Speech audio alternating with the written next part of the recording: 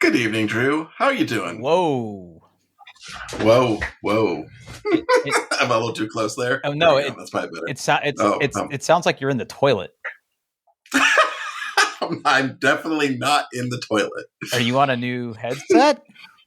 No, Are not at all. Are you accidentally using your Apple laptop mic? Oh shit, I am. Hold on. How do I change that? Hold on. Stop. Uh-oh. Paul B is on the call, but Paul B is not making noise.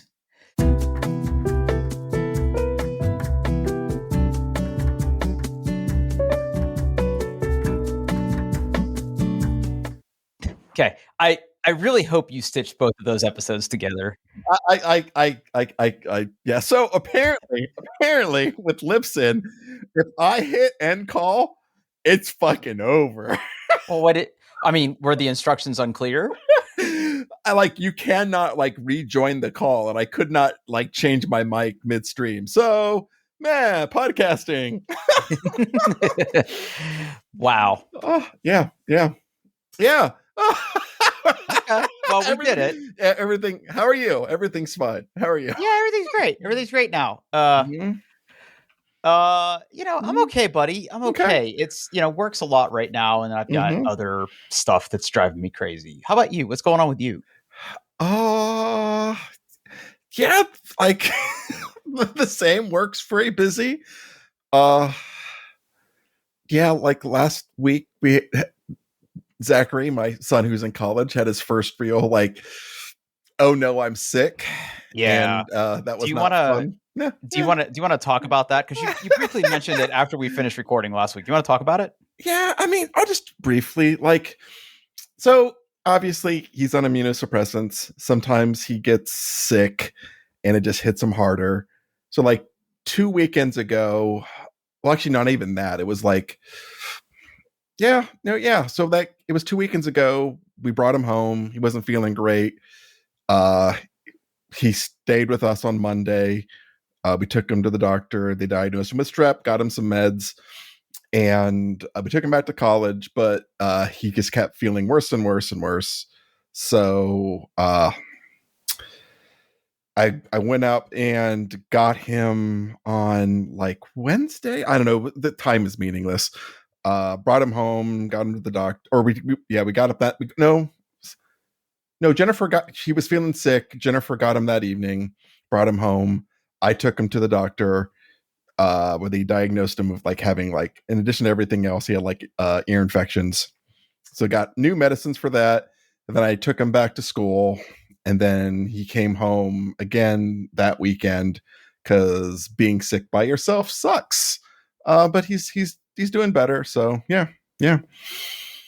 Oh, it's just. Well, I'm good. I'm good. Yeah. And like you said, it was kind of like his, oh man, I'm an adult and I need to take care of myself. So I have a very similar story, but it's way wimpier. Okay. So when I showed up freshman year, the first semester, so basically through the fall and into the winter, I didn't have a job and I didn't have any money. I lived off my meal plan.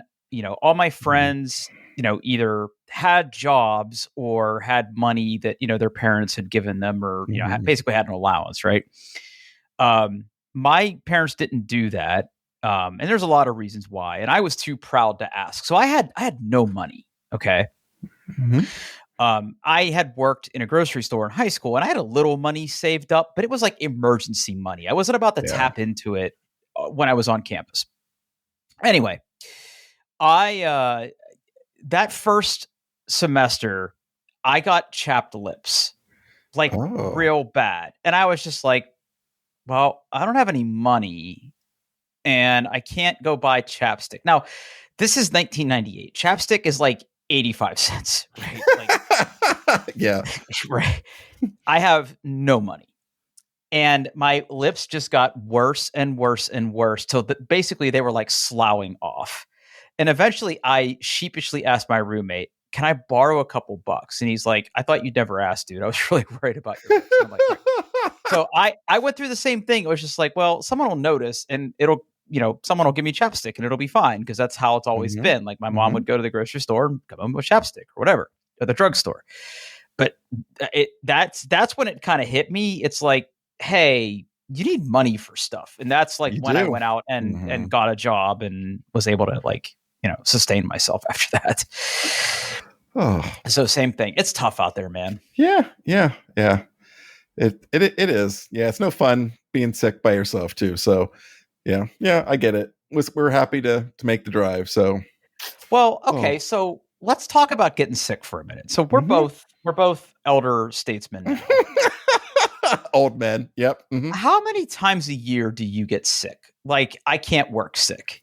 Really anymore? Just about once a year? Yeah, about the same. Though I don't think I've really been. I probably missed a day or two. Yeah. I think the fact that we work at home now, it's easier to just like go lay down for a couple hours and then come back to work, right? It sure is. Yeah. When you get sick though, like how much do you shut down? Oh, I'm a mess. I'm useless is what I am. Just completely useless. Yeah. I need to lay on a couch or I need to be by myself and I just need to sleep it off. Yeah. And Mandy knows that and she's super good about it and she'll check on me, but she knows that like there's really nothing that she can do, Yeah. And Mandy on the other hand never gets sick. I don't know how Jennifer is, but like Mandy never gets sick. My wife usually also gets sick once a year. And it almost like every year it gets so bad where like she loses her voice. And being a teacher, she needs her voice. So yeah.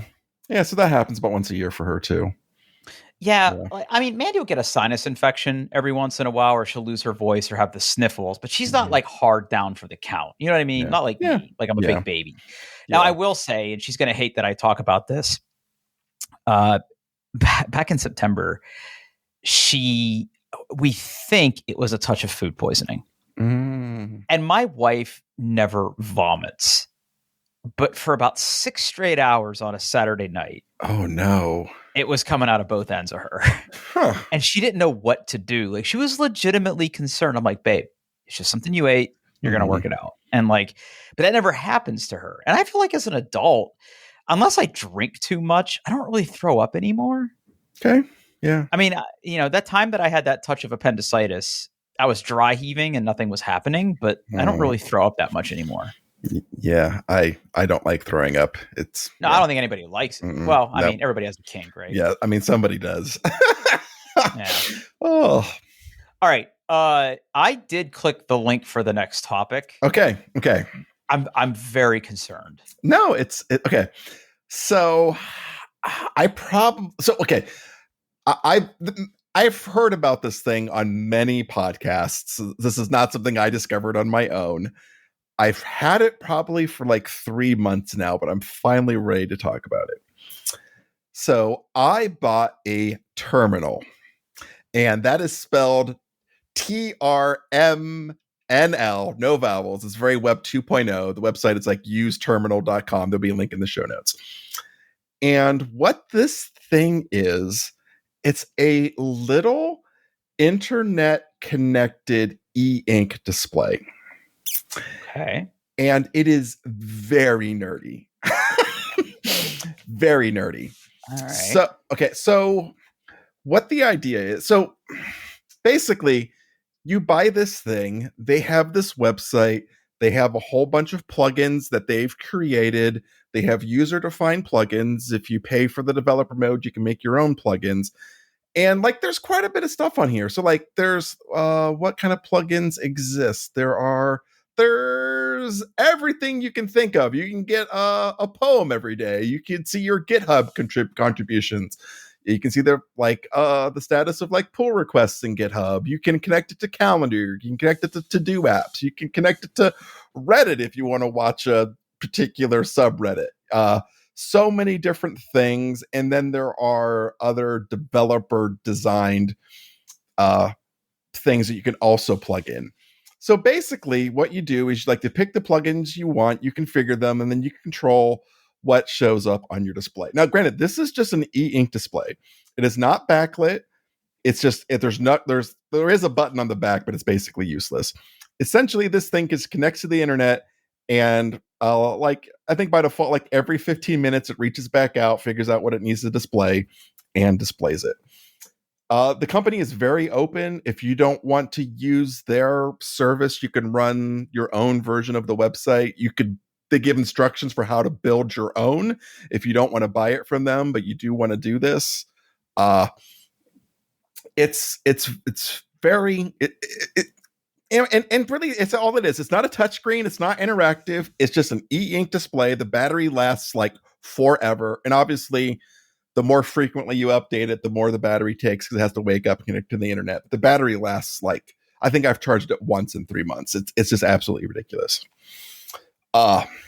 And so, when I was considering buying it, I looked at all the plugins were available. I'm like, oh, great. Like it integrates with Todoist. That's my to-do app of choice. It integrates with Parcel. That's the app I use to track deliveries. And oh, look, it's got a whole bunch of different calendar integrations, including like Office 365 or Exchange. So for like my work stuff, you can connect it to a Google Calendar, whatever you wanted. I was like, great, I'm going to order one of these. But when I got it and I tried to set up the Outlook, calendar integration, it wanted to pull in the calendar in a way that my work doesn't allow. It wanted one of those like public, like ICS calendar feeds, whatever. And we have those disabled. And I was like, okay, that's fair. I get it. People just don't want those links floating around and people getting access to your calendar. But that doesn't scare me. Drew, I can write code. So I'm told. So what it took me a while to really sit down and get this done. And I finished it and it's working, which is why I want to talk about it. So if you give Terminal an additional $20, you can basically enable developer mode on your account, which allows you to build your own plugins. And essentially what it is you can, the plugins can pull like files on the internet, or you can basically do what they call a webhook, which essentially is like, I'm going to make an HTTP call and I'm going to give you a payload of JSON data, right?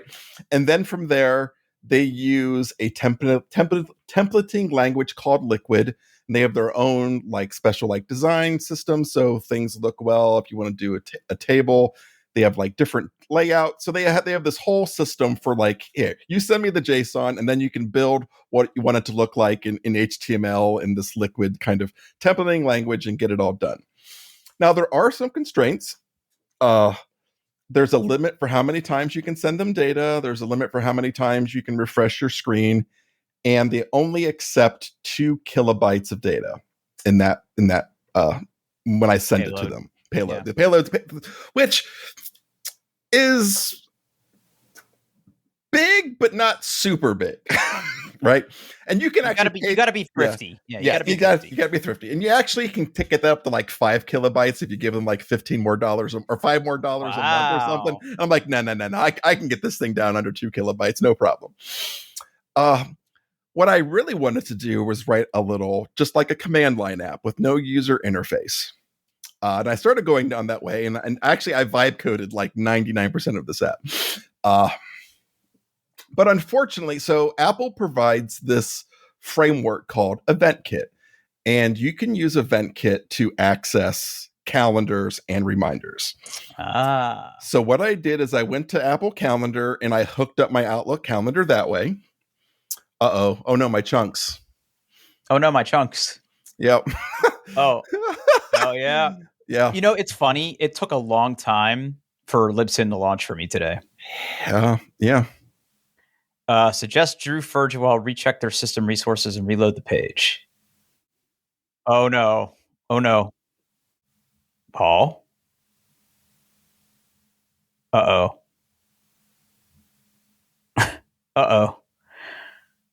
Podcasting, everybody.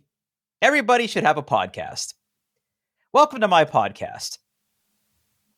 Paul B disconnected. I didn't refresh my page. I chickened out.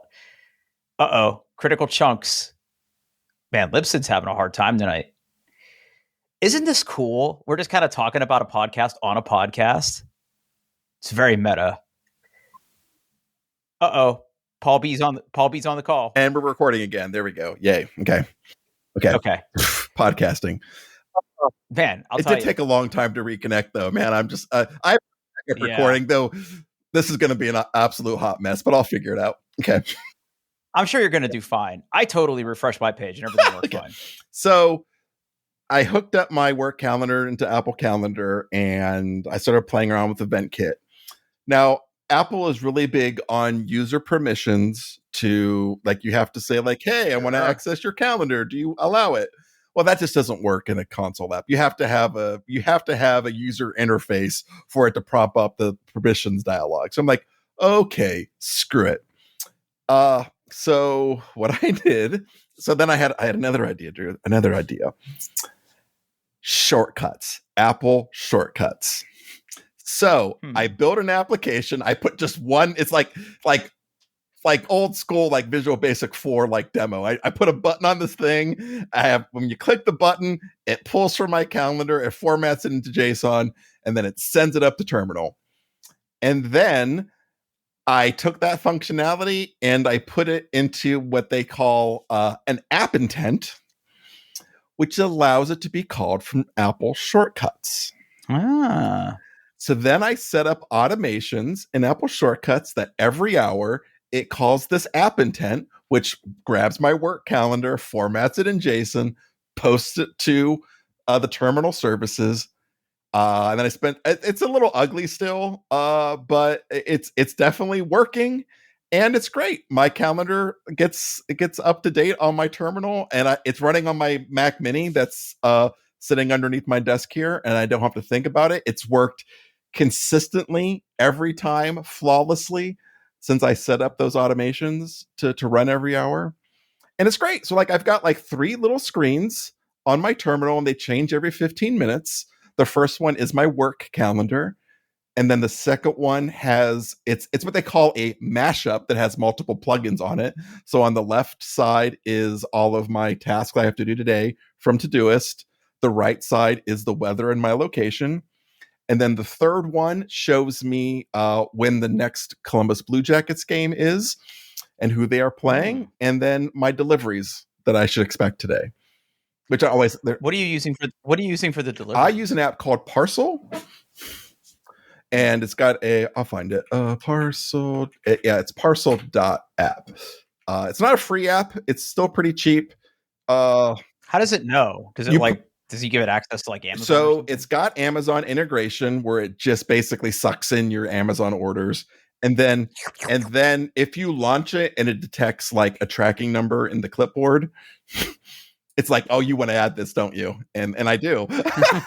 I'll put a link in the show notes for that. So there's a terminal plugin. I mean, there's a Parcel plugin for terminal that I set up, gave it my credentials and it logs in and it updates. And I'm extremely happy with it.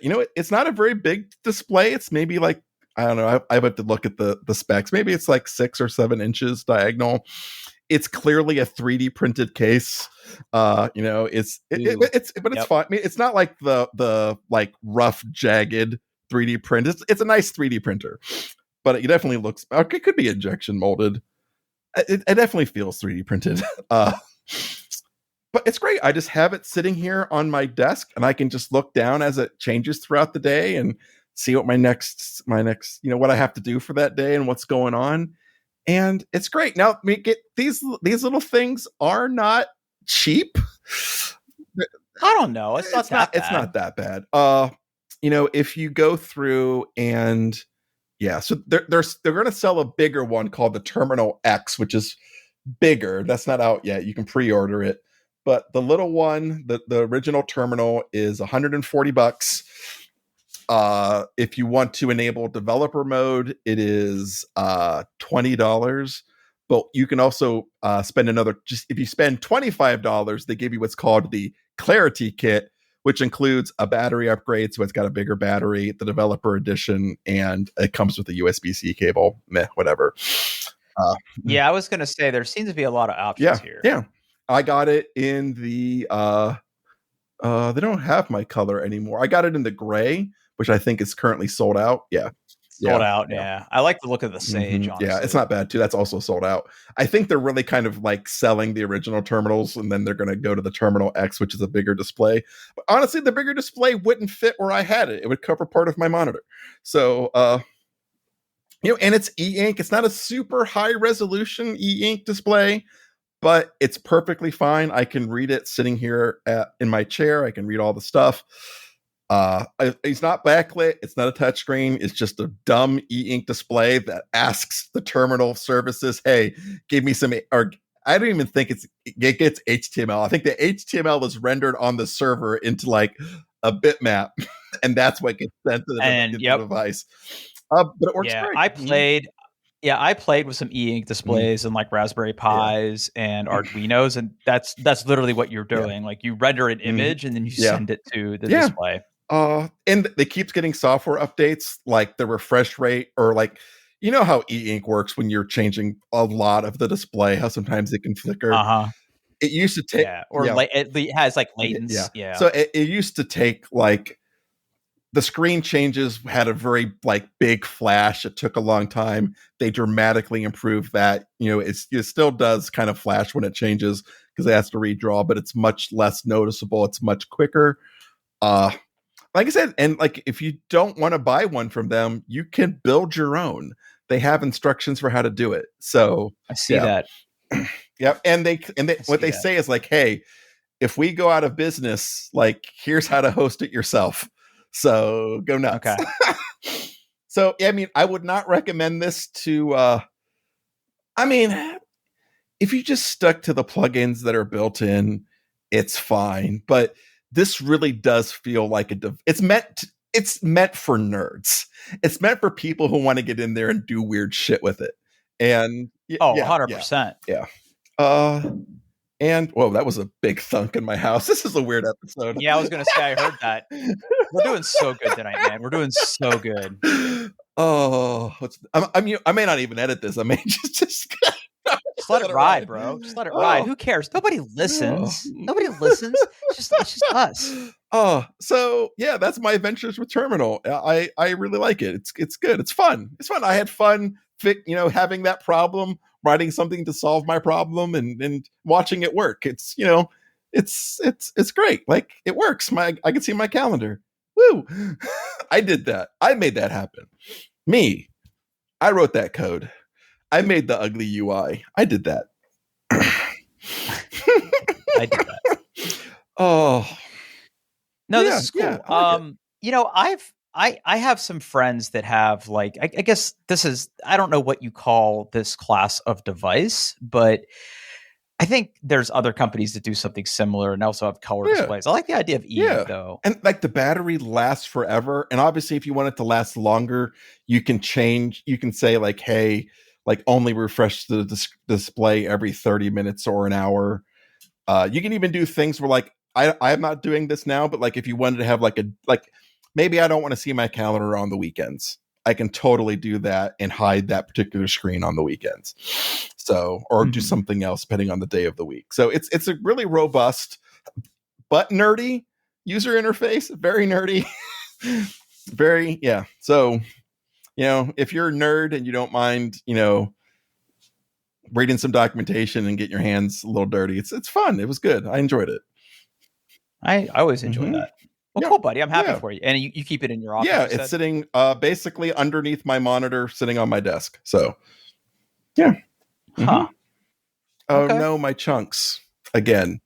Man, Libsyn is going through it tonight. Critical error recording chunk upload error. Yeah, mine did too. Who knows what the we're just going to have to see what happens. Exactly. We're just going to have to see what happens. I have a backup recording, so worst case scenario, there's that. So okay.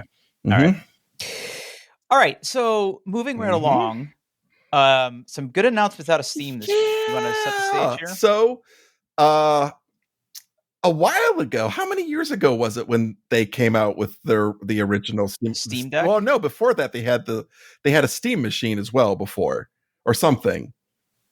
Yes, I had one, and it was basically a little It was a little device that had an HDMI port that basically you streamed your computer. Yeah, or if the game you had actually ran Linux, it could run on the device, and they had a really controversial controller. And that was all before they had Proton, which is their like Windows compatibility. It's not emulation, it's translation. The Windows translation layer, which makes the Steam Deck work today, right? The reason Steam Deck works so well, even though it's not running Windows, is this Proton compatibility layer. And there had been rumors for a long time that Steam was going to take what they've done and make another attempt at a Steam machine or a console-like device. And they announced it yesterday. There's no price yet. But yeah. Well, hold on. We gotta go a little bit deeper than that, because they made 3 announcements. Oh, that's true. Yes, they did. All right. So the thing you're talking about is the Steam machine. Steam machine. Or, as the internet calls it, the GameCube. GameCube. Yep.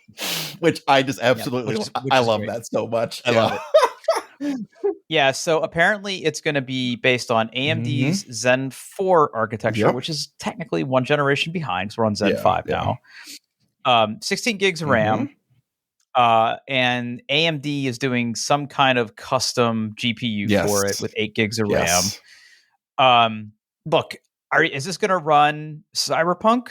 Yes, it will. Absolutely. It runs on the Steam Deck. So, yes, it will. Well, are you going to be able to plug it into your TV and play it at 4K? They say yes with FSR.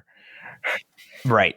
So probably not. Well, regardless. So upscaled. So, but they're saying most games 4K 60 frames with FSR is what they're saying. Yeah. And they've clearly put some thought into this. And I got to tell you, I adore the form factor. I do too. I will probably end up buying one of these. I have heard. So I think Ars Technica just came out with like what they've been hearing about the cost, and I think it's going to be if it's true, it's going to be too much. They're saying it's going to start at $1,000.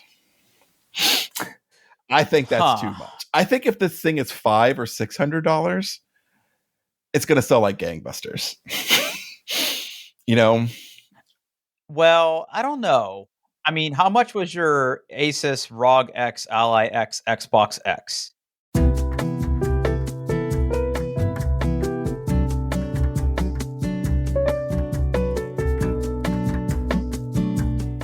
Okay. Drew question mark? Oh, it still says Paul B is connected. It says he's ready to join. Paul B disconnected. Oh man, I got a real bad feeling about this. So close. Uh-oh. So close. So close. Uh-oh. I think it's recording. Oh, man.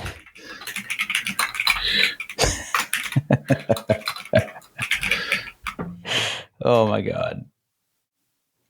Hello?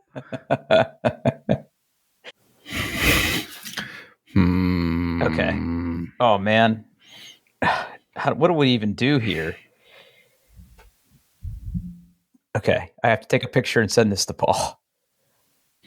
Okay, this is like riveting shit. This is absolutely riveting podcasting. Live chat. Huh. Okay. It's been on for a minute.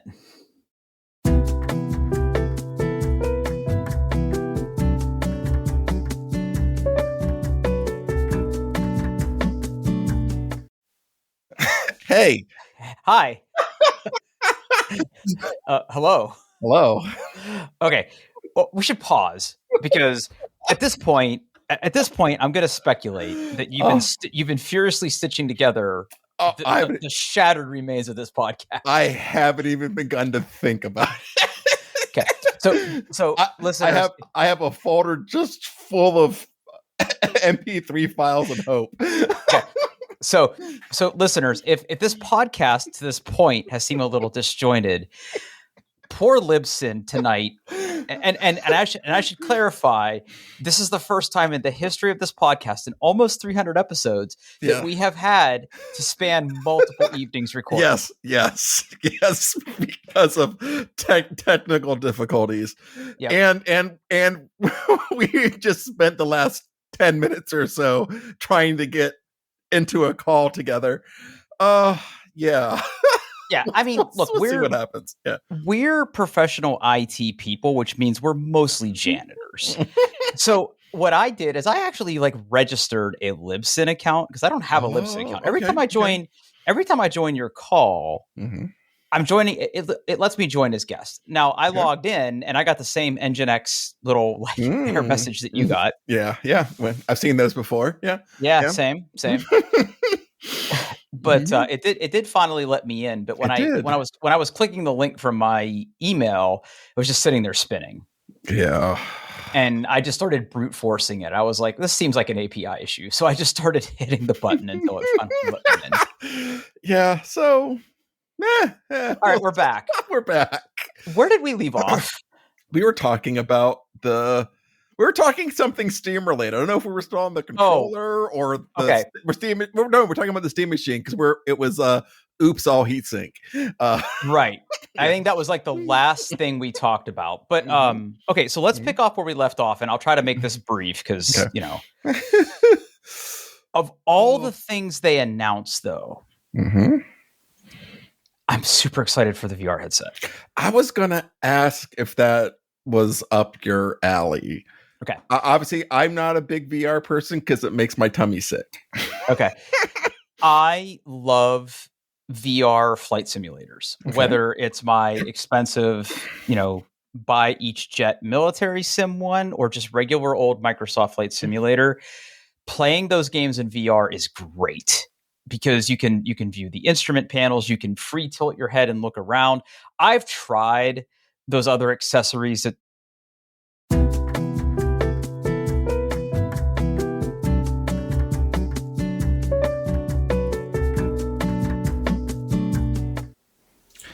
All right. Can you hear me? Oh no? Oh, okay. All right, hold on. All right.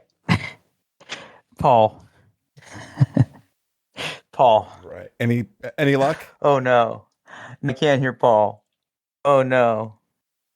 Oh no. 3. Nope. Oh no. Hopefully Paul can hear me. Can you? Okay. That's the heat death of the podcast. Oh no. Discord and my mic hate each other. Coming through on your local recording. I think we're gonna have to send a strongly worded email to Libsyn. We've seen chunk uploading errors before, but it's never been this bad. Test. Can you hear me? Fuck. Oh, what the hell, Discord? Oh. No input device loop. Check. Check. Can you hear me now? Okay, there he is. No, fuck. Uh-oh. Got that going to loop back audio, me recording. I've got Discord open. Oh my God, we're professionals. I think my Check. input device default loop back. All right, let's just close. No, still nothing. Okay. Yeah, I know you're very upset with me, Audio Hijack. You're very upset with me. It's not the settings window. Voice and video. Check. Okay. Chat. That worked. Chat worked. All right. Once more with feeling. Okay. No. Fuck me. Wait. I heard you. You heard me.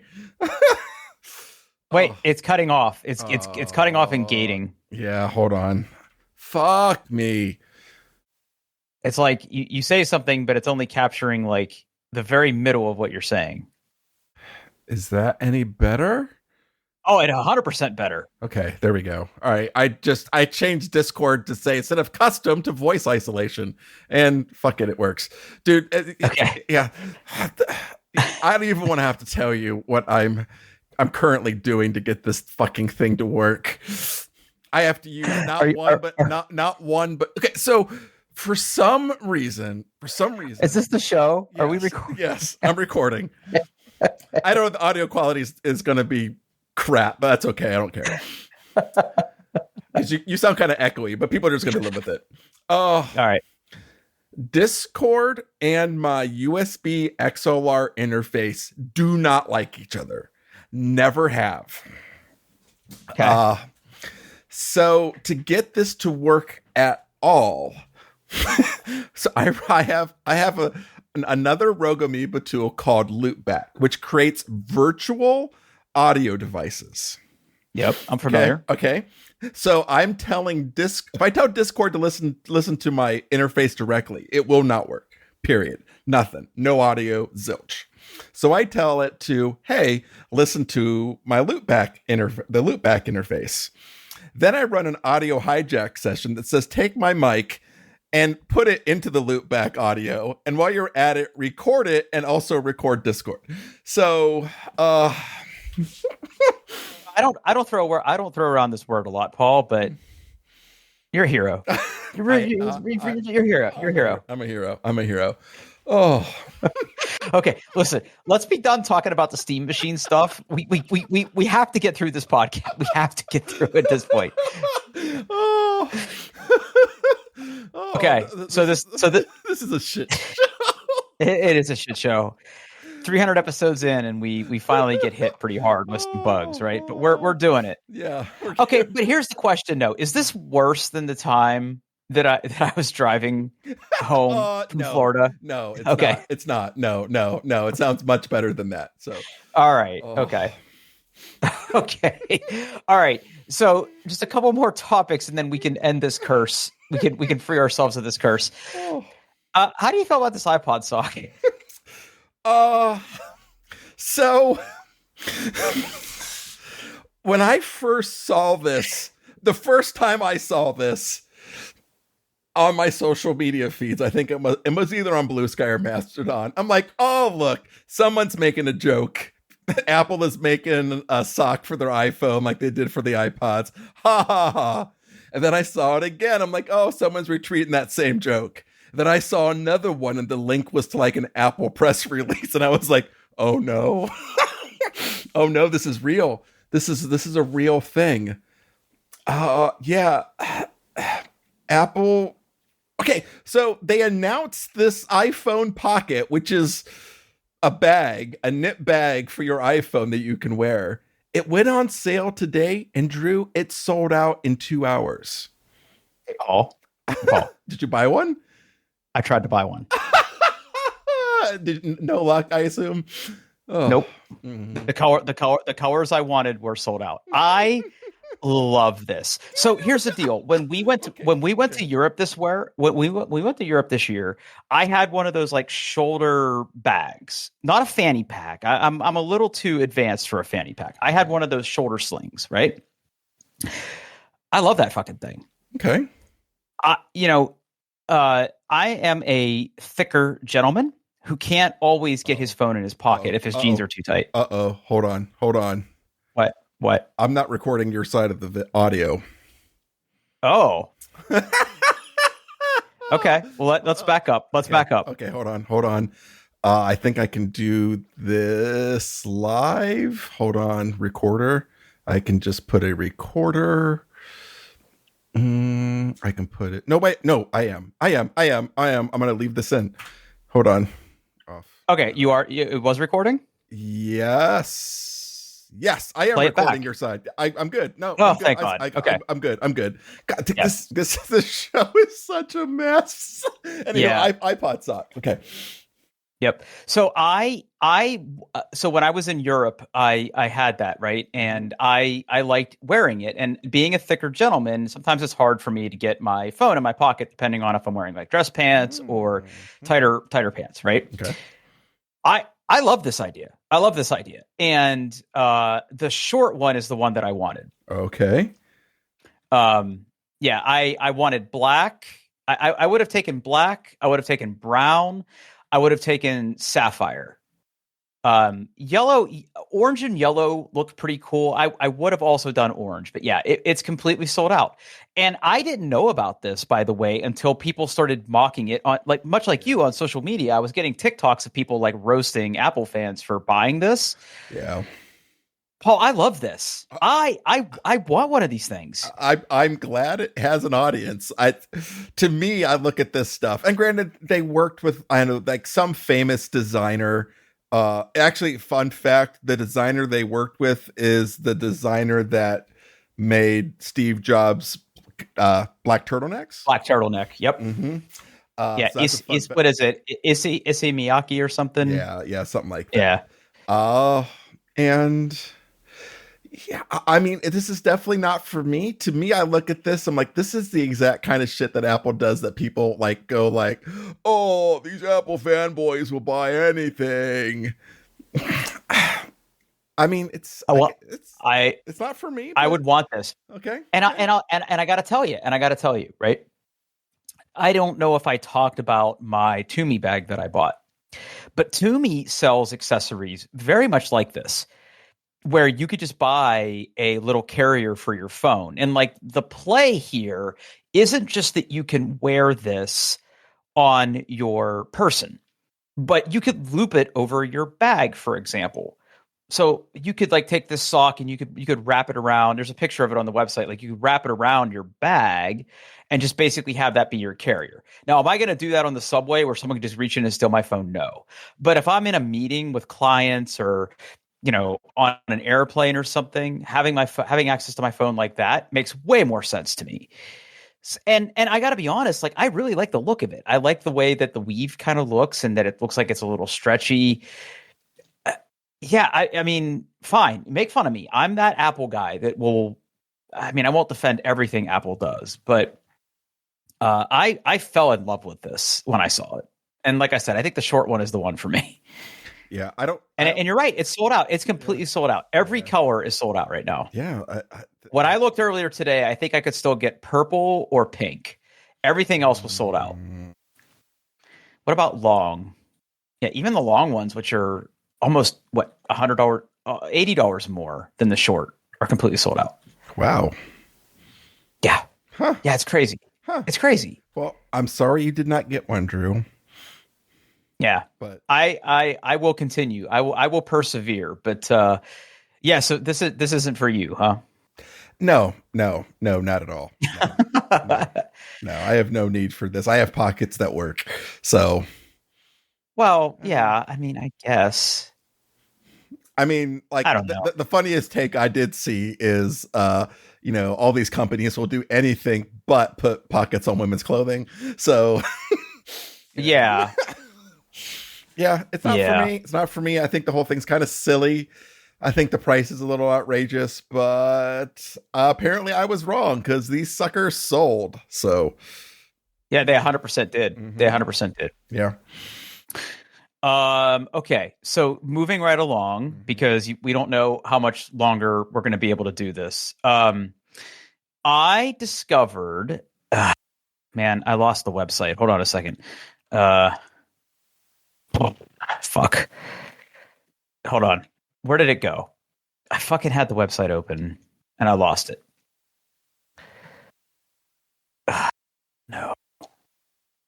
So, okay, here's the long story short. There will be a link in the show notes, but essentially, there was a series of games in the early 2000s called No One Lives Forever. Are you familiar? Doesn't sound familiar. No One Lives Forever game. Yep. I vaguely remember the box title, but the box cover, but I have no idea what the gameplay is. Yes. So essentially, Okay, I found it. So it is the No One Lives Forever, The Revival is Real website. So basically, here's the deal. These were games that came out, and it was sort of during the shooter boom.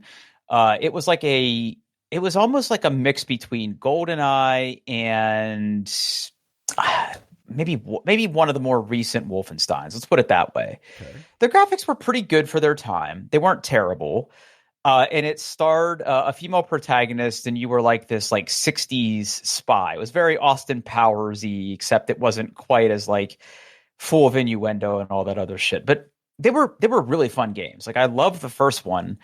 And shortly after moving to Ohio, when I bought my first desktop Mac, I actually bought a port of No One Lives Forever 2 for my Mac to play. And then there was a third game in the series called Contract Jack.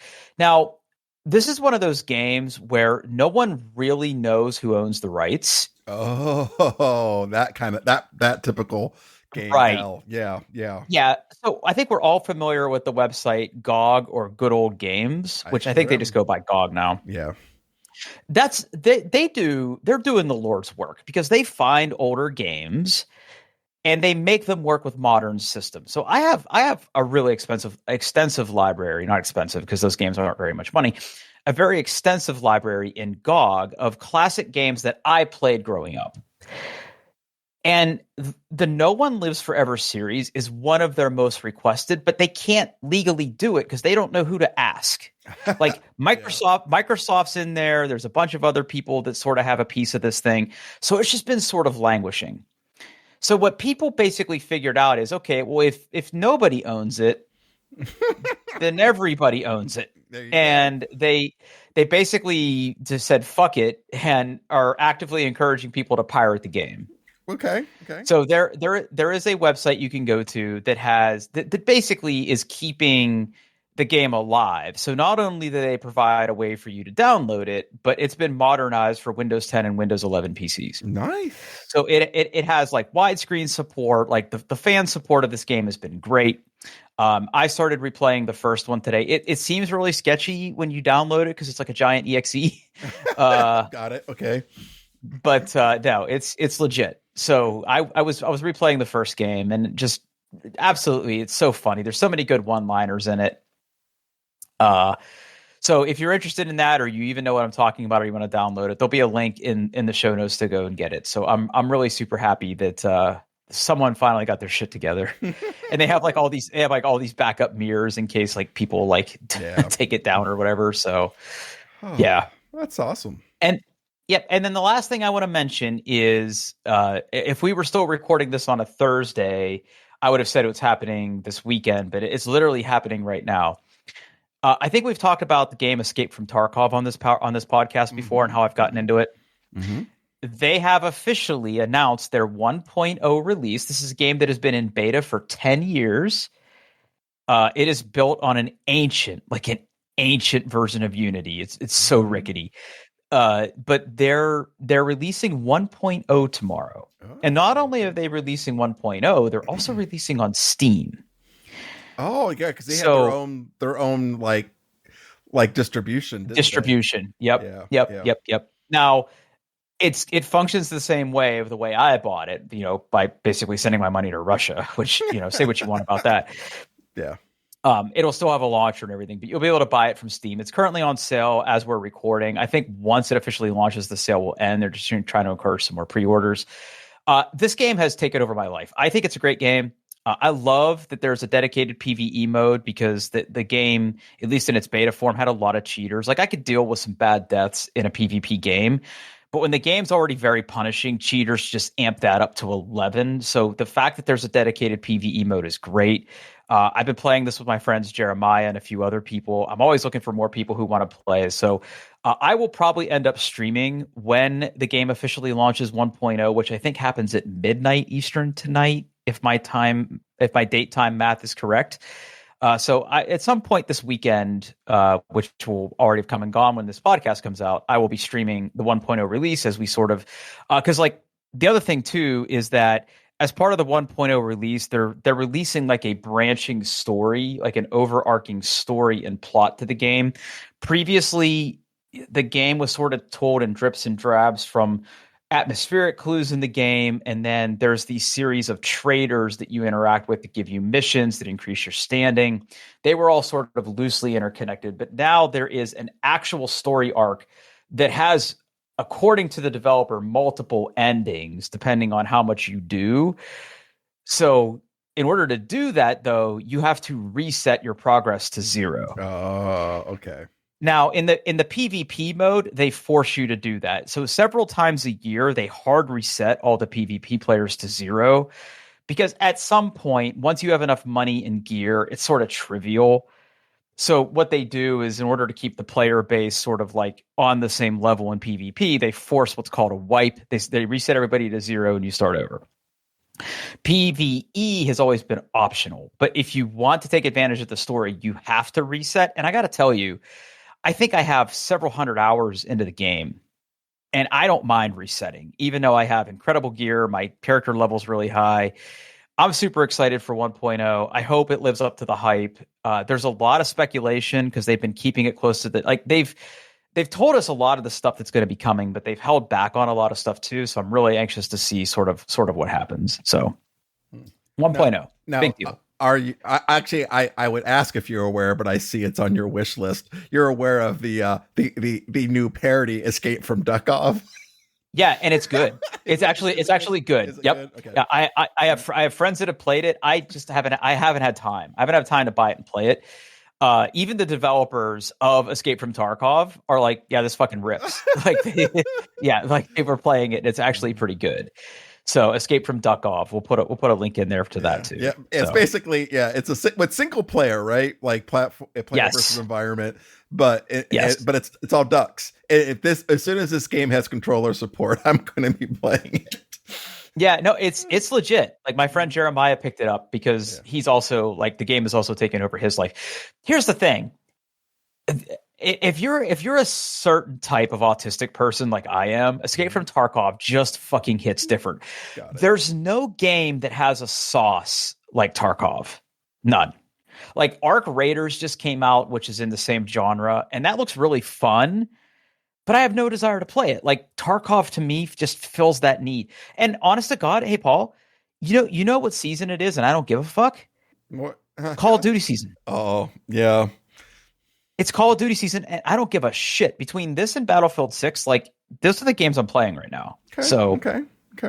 Yeah, so that'll be fun. If you follow me on Twitch at all, be sure to check me out as we sort of start over. And starting out in that game is rough, but yeah, it's going to be a good time. Okay, so this has been the most cursed podcast that has ever existed. Yes, yeah, that was rough. I may be opening a support ticket with Libsyn and be like, what the fuck? Yes, something's going on. Yeah. Something's going on. I've only had to reach out to support once, and it was a good experience. So hopefully it'll be that again. But yeah, hopefully hopefully they give you some money back, because there's 2 straight days of this. Yeah. Yeah, there was one point where like their RSS feeds just weren't working, and I'm like, I can't publish my podcast. RSS feed down. I think it's you, but like, did I do something wrong? And they're like, oh no. I'm guessing it was DNS. Probably. It usually is. It usually is. When I break something real good, it's DNS. So, all right, get us out of here. Yeah, I'm so sorry for whatever state this audio podcast was in. I did my best. A spoiler alert, that's the name of the podcast. Yeah, doingtheirbest.com. You can find all the show notes there. And hey, if you made it this far, thanks for listening. Yes, thank you so much.